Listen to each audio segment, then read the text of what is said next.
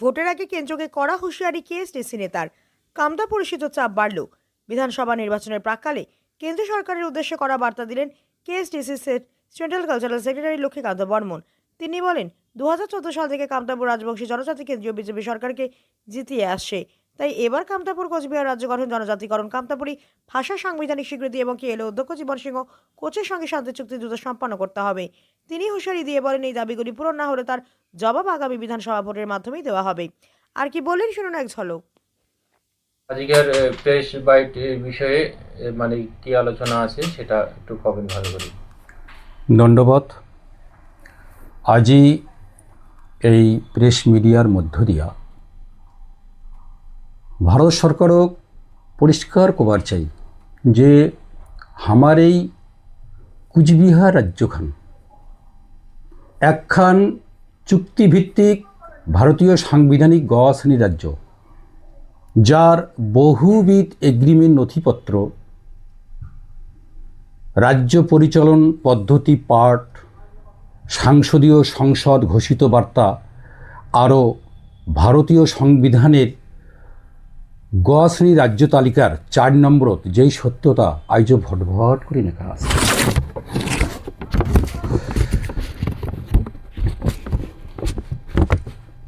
অর্থাৎ যেই চুক্তির সমস্ত রকম ক্রাইটেরিয়া কমপ্লিট আছে, যেই কারণত এই কেন্দ্র সরকার আমার সংবিধানগত অধিকার অর্থাৎ দাবে রাখা রাজ্যখানের পুনর্গঠনের প্রতিশ্রুতি বারবার দেওয়ায় 3 বার লোকসভা আরও 2 বার বিধানসভা ভোটত অর্থাৎ 2014 সাল থেকে এই কামতা কুচবিহারবাসী রাজ্য পুনর্গঠনের মর্মে বিজেপি ভোট দিয়া জয় জয়কার করে রাখিছে এই মাটিত।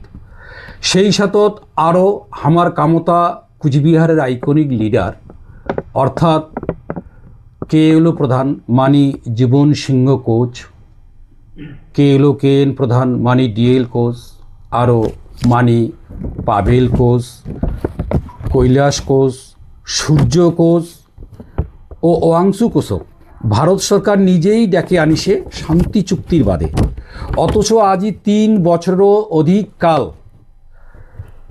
ধরিয়া সম্পূর্ণ অসাংবিধানিক আর অমানবিকভাবে এই জাতি মাটি হিতৈষী মহান মানসিলাক অনিশ্চিতের আন্দারত রাখি দিল, কিন্তু আলোচিত শান্তি চুক্তিখানক সম্পাদন করিল না।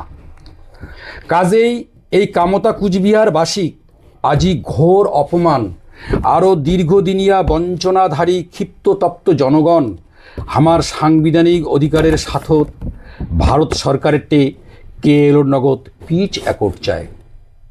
যেই পিচ অ্যাকর্ডের মাধ্যমত আমার রাজ্য পুনর্গঠন, জনজাতিকরণ আরও মাতৃভাষার সাংবিধানিক স্বীকৃতি চায়।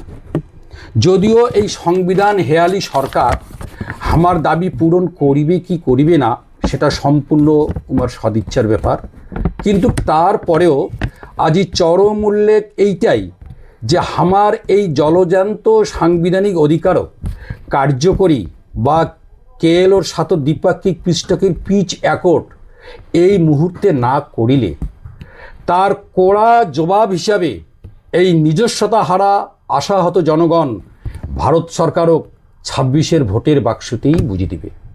ধন্যবাদ। যারা 2026 বিধানসভা ওই সভাতে তাহলে তোমরা কি প্রার্থী দিবেন? সম্মুখেই তো সমর অর্থাৎ নির্বাচনী লড়াই। কাজেই সময় আর উমার আইসা আলোচনার সিদ্ধান্তেই কয়া দিবে আমরা কি করব।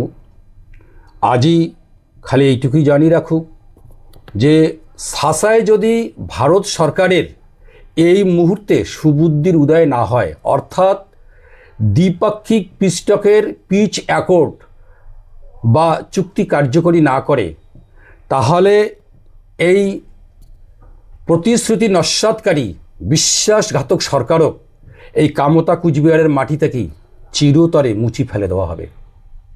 তোমার নাম আর পরিচয়টা? মই লক্ষ্মীকান্ত বর্মন, কামতাপুর স্টেট ডিমান্ড কাউন্সিলের সেন্ট্রাল কালচারাল সেক্রেটারি। ধন্যবাদ।